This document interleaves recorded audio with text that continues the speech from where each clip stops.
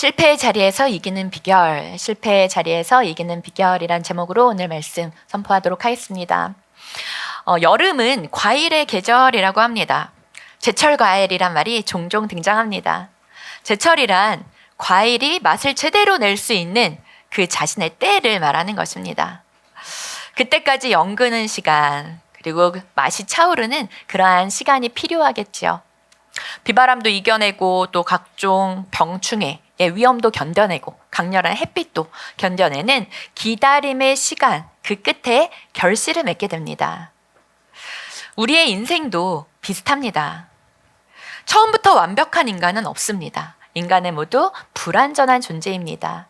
믿음의 사람들도 또한 동일합니다.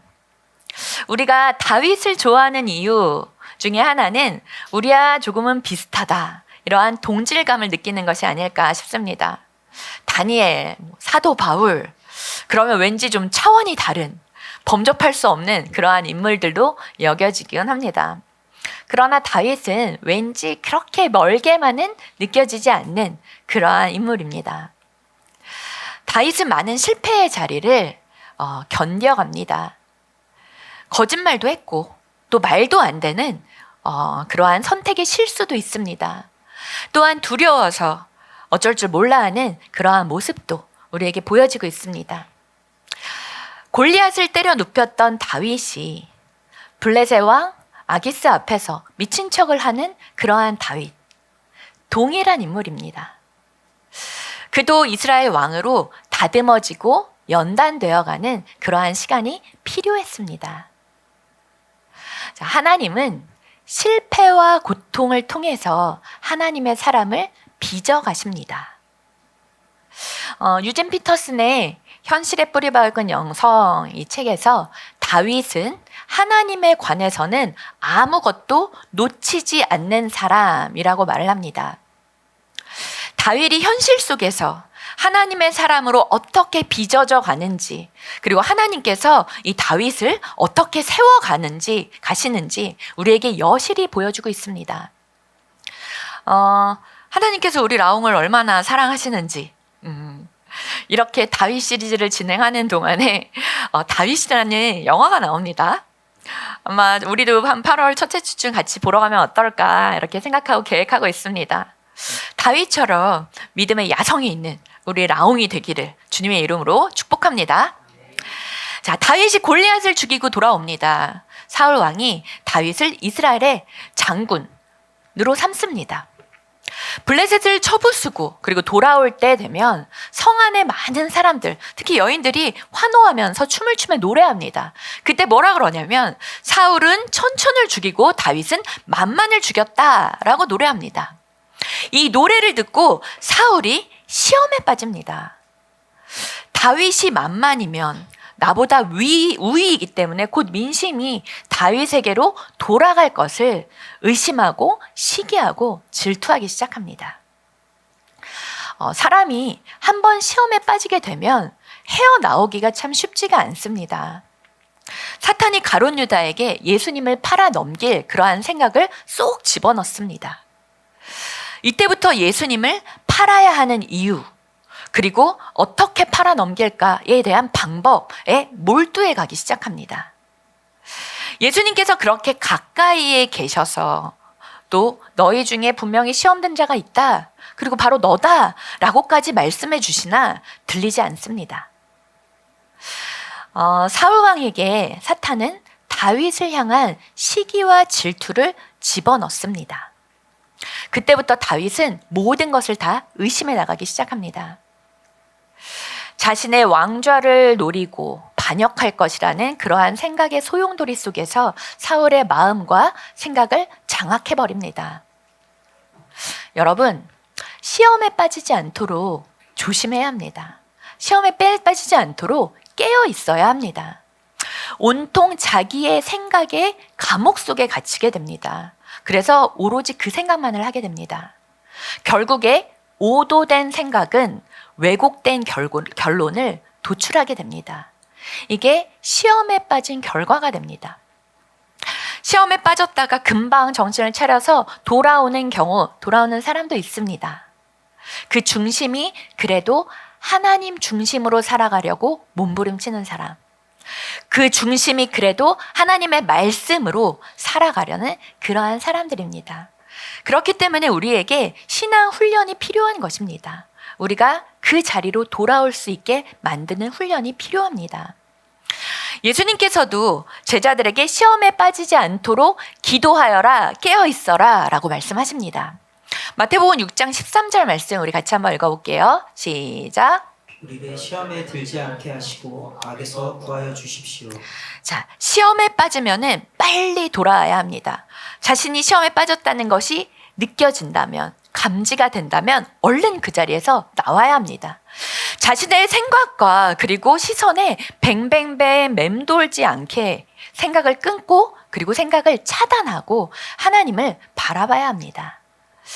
하나님이 나를 바라보시는 그 시선, 하나님께서 나를 보시는 그 마음을 헤아려 봐야 합니다. 여기에는 나는 누구인가 질문이 들어가죠. 나는 하나님의 사랑받는 자녀이다. 나는 지금 어디로 가고 있는가? 나는 길과 진리와 생명 되시는 예수님을 따라간다. 하나님께서 지금 나에게 무엇을 원하시고 바라고 계실까? 먼저 그의 나라와 의를 구하라.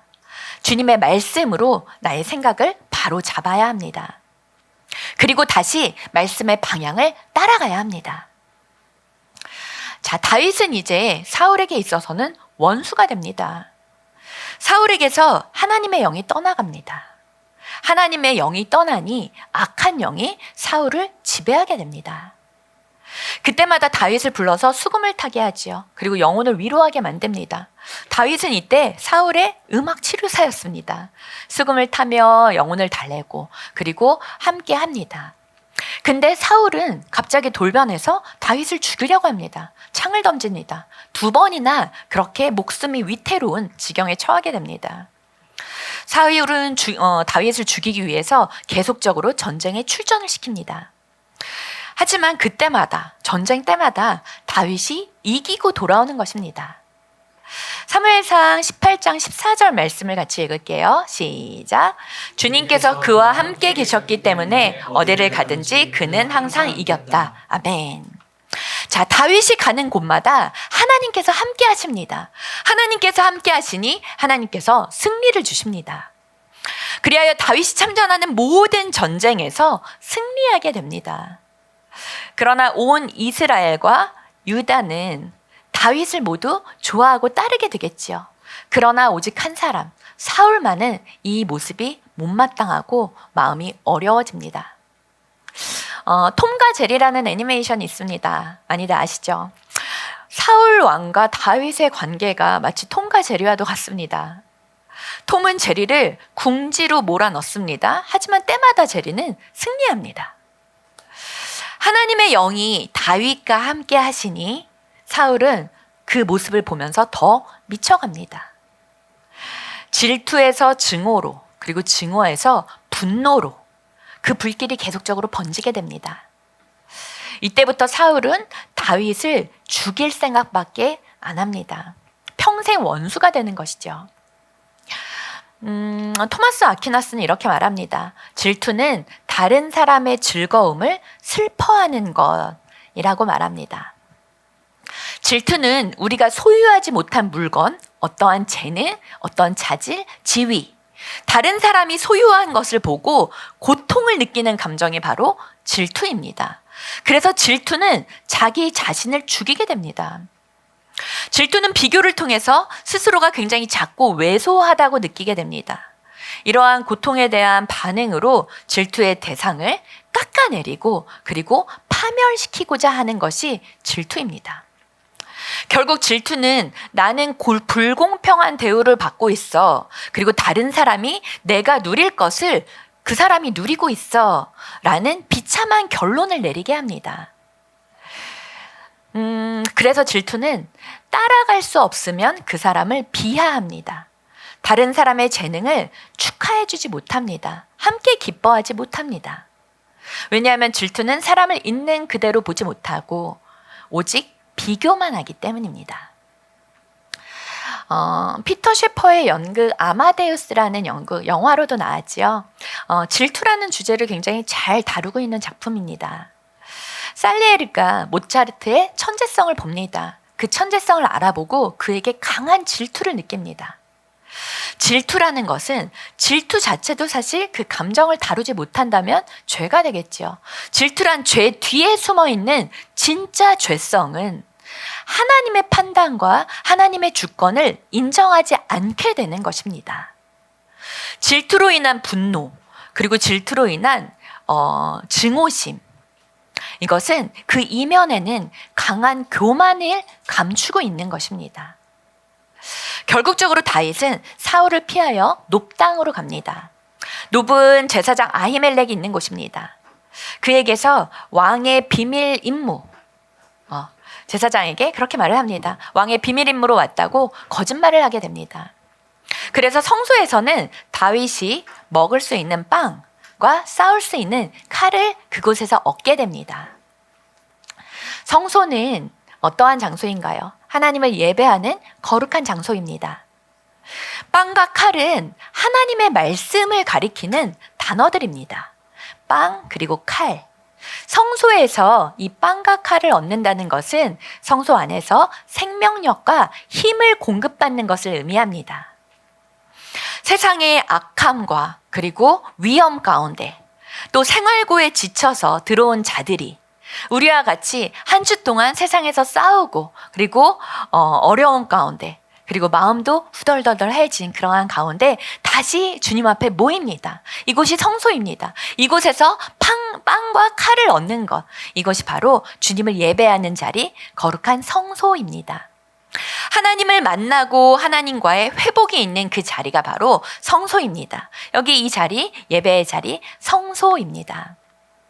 하지만 이곳뿐만이 아닙니다. 성소는 우리의 산책길, 그리고 나의 기도의 골방, 찬양을 듣는 그 자리, 카페 안, 또 지하철 안에서도 우리의 일터에 쉬는 시간, 그리고 우리 라운지, 요리를 하는 키친도, 그리고 점심시간에 잠시 가 있는 화장실도 우리의 성소가 될 수 있습니다. 하나님의 임재를 경험하는 장소, 그 자리, 그 시간이 바로 성소입니다. 우리 모두에게 달려갈 성소가 필요합니다. 우리의 회복의 장소, 주님과의 만남의 장소, 우리는 성소가 필요한 존재들입니다. 아히멜렉 제사장에게 다윗이 거짓말을 하죠. 그래서 다급하게 빵과 칼을 얻는 장면, 이러한 모습을 도액 잃은 사람이 옆에서 엿보게 됩니다.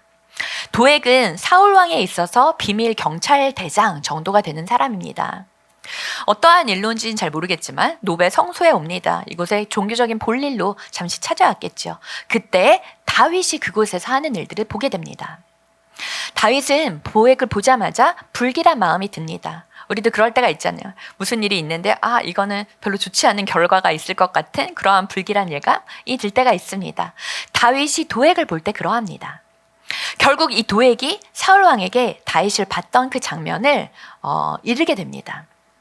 이 일로 말미암아서, 고발한 이 일로 말미암아서 아히멜렉 제사장은 다윗의 도망을 도왔던 반역자로, 그리고 무방비 상태에 있었던 제사장들이 85명이 이때에 죽임을 당하게 됩니다. 다윗 한 사람으로 인해서 치루어졌던 끔찍한 비극입니다. 칼뱅은 도액을 최고로 악한이라고 불렀습니다. 이 한 사람을 통해서 제사장 85명과 그 일가와 그 동네가 다 몰살되는 참혹한 결과를 얻게 되기 때문입니다. 자, 다윗이 이곳까지 도망왔는데 이곳도 피할 수가 없겠구나라는 결론에 도달하게 됩니다. 더 이상 이스라엘 안에는 자신이 피신해 있을 곳이 없구나라고 판단하게 됩니다. 그래서 도망했던 곳이 바로 블레셋 가드 지방입니다. 가드는 어디인가요? 골리앗의 고향입니다. 그렇다면 누가 보아도 누구보다도 어쩌면 다윗을 잘 기억하는 사람들이 있는 그곳이 바로 가드 지방, 가드 사람들일 것입니다. 어떻게 망명을 해도 이 지방으로 가게 됐을까요? 사람이 두려우면 이성을 잃게 됩니다. 판단하기 어려워집니다. 판단에 실수를 하기 쉽지요. 상식적인 결정도 내리기가 어려워질 때가 두려움에 휩싸일 때입니다. 상담가이자 신학자인 제시카 피퍼스는 이렇게 말하고 있습니다. 두려움은 우리로 하여금 자신과 자신을 보호하는 데만 몰두하게 만든다. 하지만 믿음은 우리로 하여금 다른 사람들에게 몰두하게 만든다. 자, 두려움은 오직 자기 생각만 하게 합니다. 자기 중심성의 극치가 되는 것도 두려움에 휩싸일 때입니다. 두려움에 실수까지 겹치게 되죠. 그러나 이 가운데에서도 하나님께서 다윗과 함께 하십니다. 다윗이 하나님을 떠난 것이 아닙니다. 그래도 이러한 실수를 저지르고 있습니다. 블레셋 왕과 신하들을 통해서 다윗은 자신의 정체성, 자기 스스로가 잃어버렸던 자기 정체성을 블레셋 사람들을 통해서 확인하게 됩니다. 사무엘상 21장 11절에서 13절 말씀을 같이 한번 읽어볼게요. 시작. 아기스의 신하들이 왕에게 보고하였다. 이 사람은 분명히 저 나라 왕 다윗입니다. 이 사람을 두고서 저 나라의 백성이 춤을 추며 이렇게 노래하였습니다. 사울은 수천 명을 죽이고 다윗은 수만 명을 죽였다. 다윗은 이 말을 듣고 가슴이 뜨끔했다. 그는 가드왕 아기스 옆에 있는 것도 안전하지 못하다는 생각이 들었다. 그래서 그는 그들이 보는 앞에서는 미친 척을 하였다. 그들에게 잡혀있는 동안 그는 미친 사람처럼 행동하여 성문 문자 위에 아무렇게나 글자를 긁적거리기도 하고 수염에 침을 질질 흘리기도 하였다. 자, 이때 다윗이 미친 척을 합니다. 미친 사람의 흉내를 냅니다. 드라마에서나 나올 법한 그러한 장면입니다. 이런 걸 메소드 연기라고 하죠. 대문을 긁고 수염에 침을 묻히고 침을 질질 흘리면서 미친 사람인 연기를 하고 있습니다. 그 당시에 고대 문헌에 보면은 미친 사람은 죽이지 않는다라고 나와 있습니다. 병이 전염될까봐 그렇기도 하고 또 미친 사람을 흉조가 들린 자 그리고 신들이 노여워한다 그러한 미신이 있었기 때문에 그에게 해를 주지 않는 그러한 관습이 있었습니다. 그렇기 때문에 다윗이 여기에서 미친 연기를 하고 있는 것입니다. 자, 여러분, 이것이 현실 속의 다윗의 모습입니다. 이러한 모습으로도 변할 수가 있는 것입니다. 마치 하나님이 안 계신 것처럼 이러한 황당한 모습을 띠고 있는 다윗의 모습을 우리는 지금 볼 수 있는 것입니다. 지난주 우리 다윗의 모습을 살펴봤을 때 만군의 여호와 승리의 이름으로 골리앗을 쓰러뜨렸던 다윗의 모습이죠.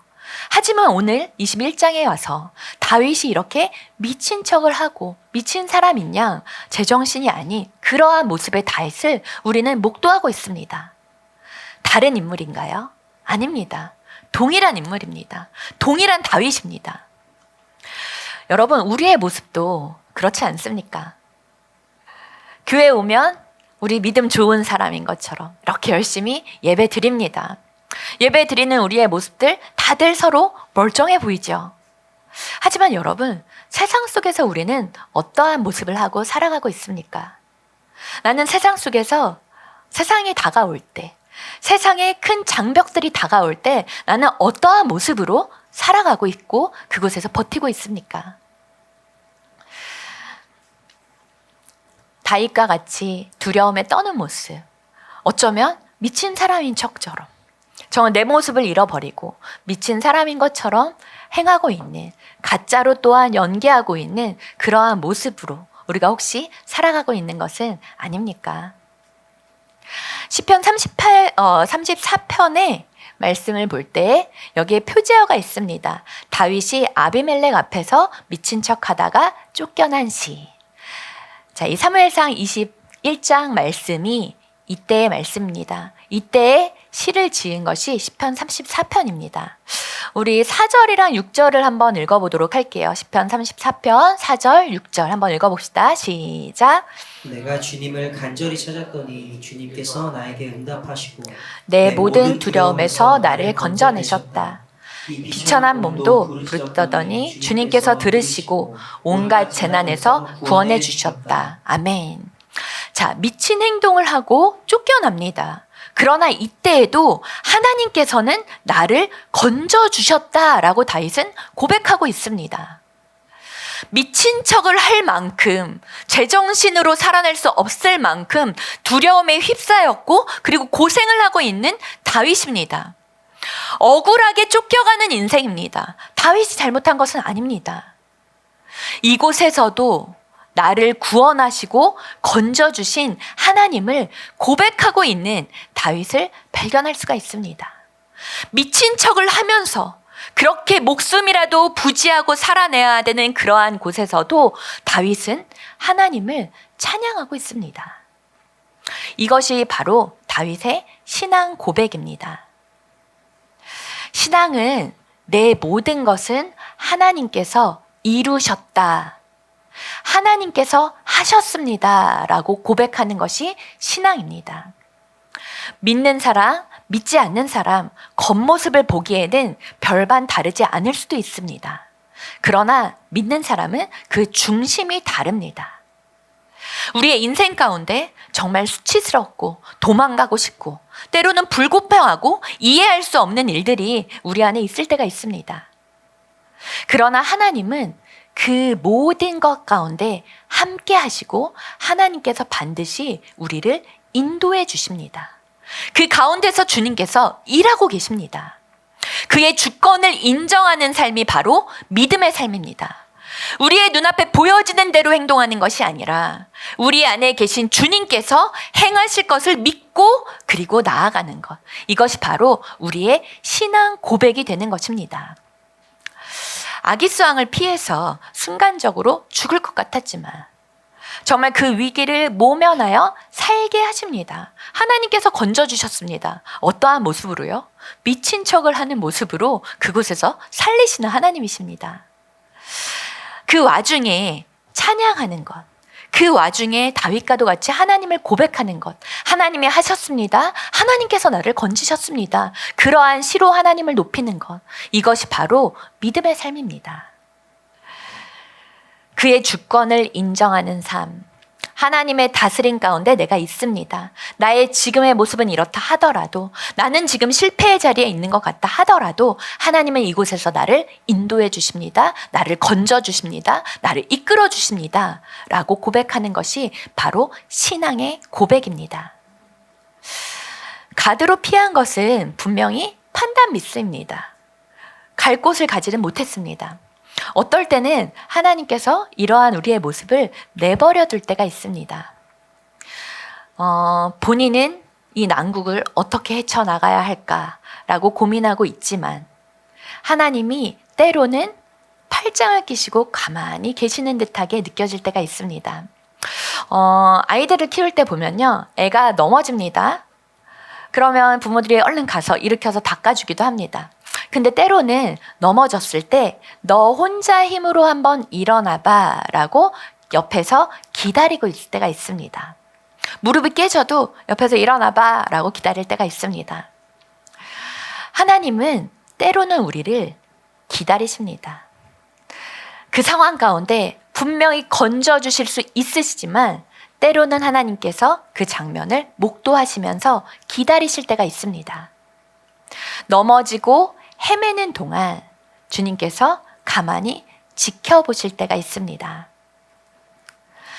사탄이 욥에게 시험을 한다고 했을 때 하나님께서 허락을 하십니다. 하지만 생명만은 건드리지 말라라고 말씀하십니다. 자식을 고난에 던져 놓으실 때 우리에게도 하나님께서 그러하실 때가 있습니다. 욥을 그대로 두셨던 것처럼 우리에게도 하나님께서 그냥 내버려 주실 때가 있으십니다.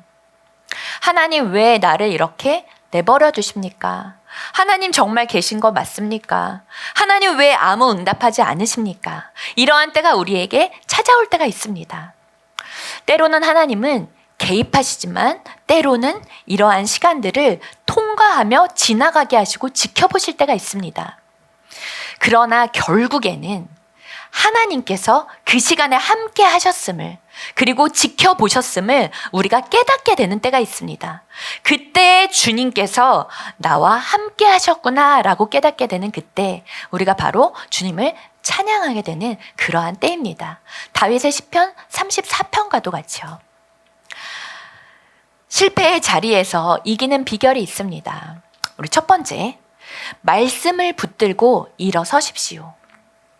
하나님은 세상을 통해서도 말씀하십니다. 다윗에게 아기스 그리고 블레셋 사람들이 말을 합니다.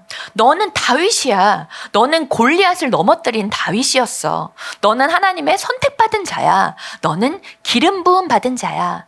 그리고 너는 유대의 왕이야. 라는 것을 블레셋을 통해서 말씀하십니다.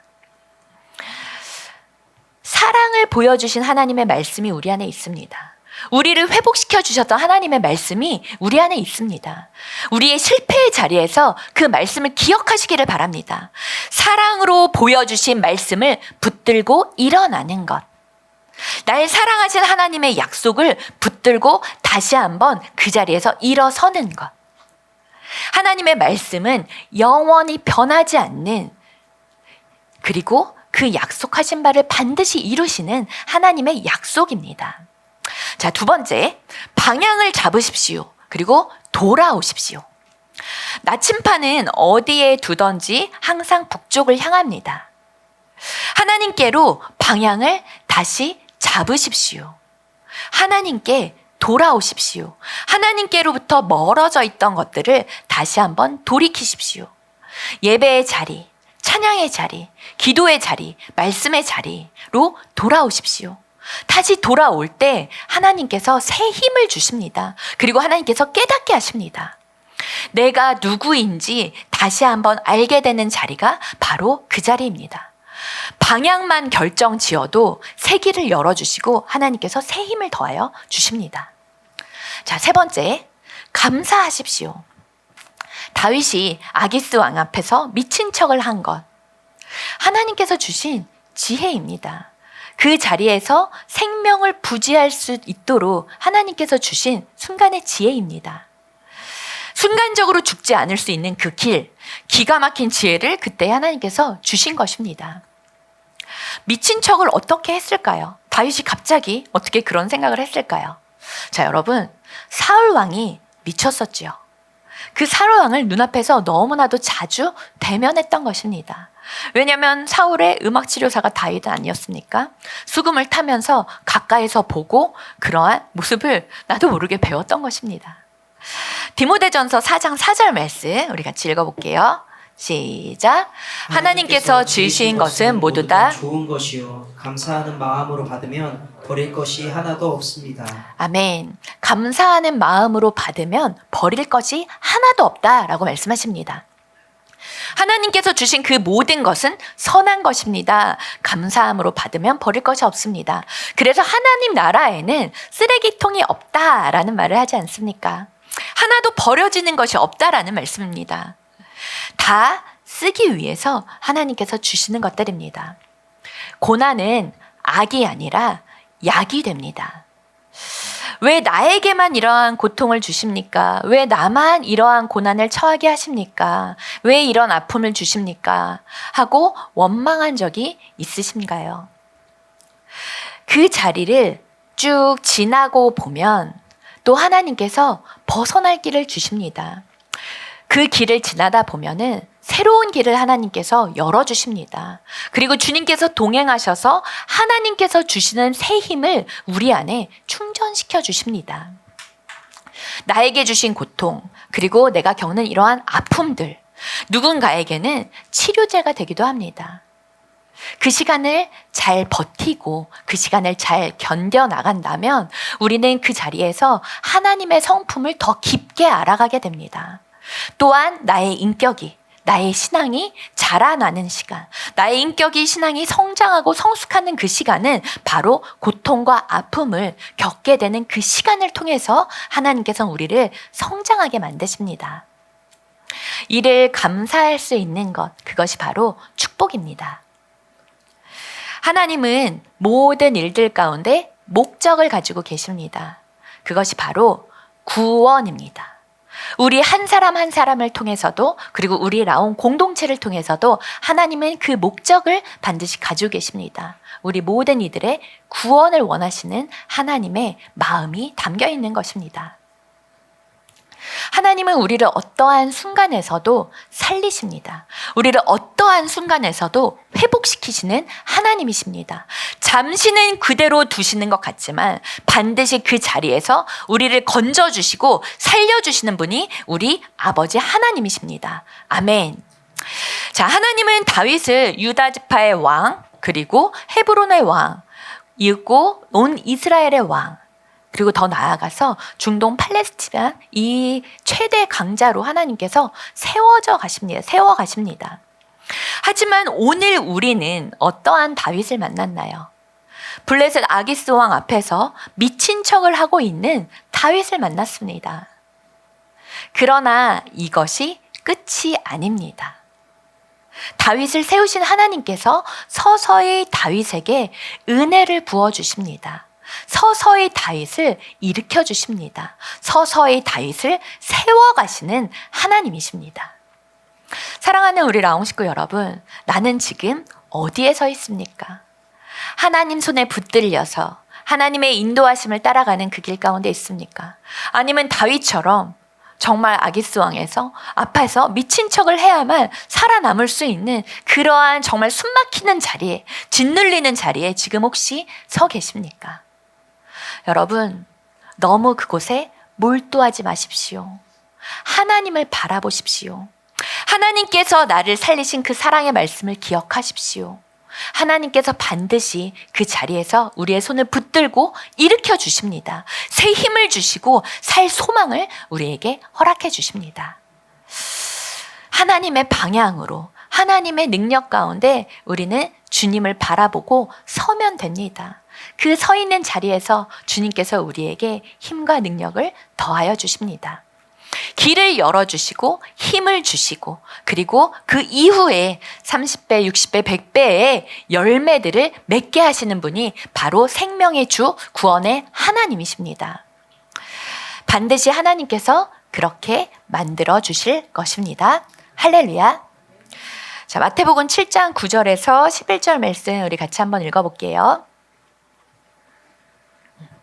마태복음 7장 9절에서 11절 말씀 시작.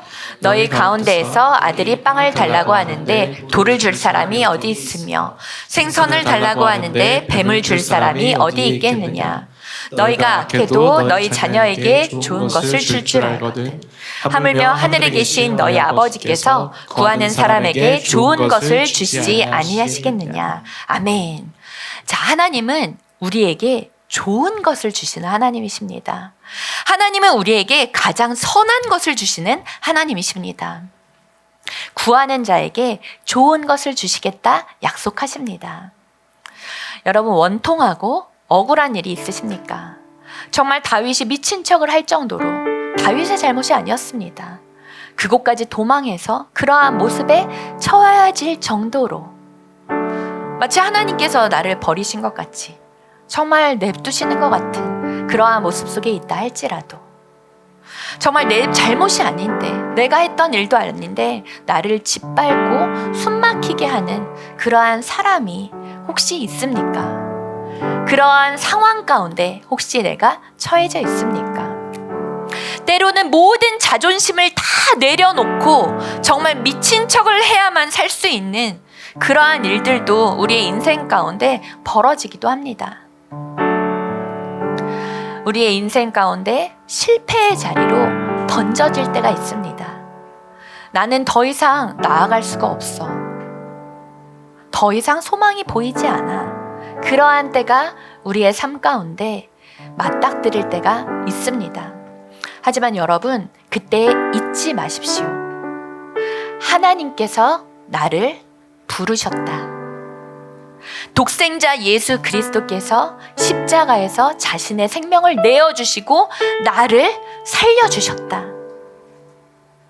나를 사랑하는 자녀라, 내 아들이라, 내 딸이라 하나님께서 자녀 삼아 주셨다. 하나님께서 나를 이 자리에 세우셨다. 주님께서 나와 함께 하신다. 반드시 나를 회복시키시고 나를 이끌어 주셔서 더 넓은 은혜의 바다로 나를 인도해 주실 것이다. 이 말씀을 기억하시기를 바랍니다. 나를 살리시고 나를 사랑하시는 하나님의 그 언약의 말씀을 기억하시기를 바랍니다. 그 자리에 다시 서십시오. 반드시 주님께서 우리를 인도해 내시고 우리를 살리실 것입니다. 여러분, 실패해서 실패자가 되는 것이 아닙니다. 하나님을 떠난 사람이 실패자가 되는 것입니다. 하나님 안에서, 그리고 공동체 안에서 꼭 붙어 있어서 실패의 자리를 반드시 승리로 이끌어 주시는 프레이즈 갓, 하나님을 찬양하라. 그 하나님을 찬양하는 우리 모든 라웅 성도님들 되시기를 주님의 이름으로 축복합니다.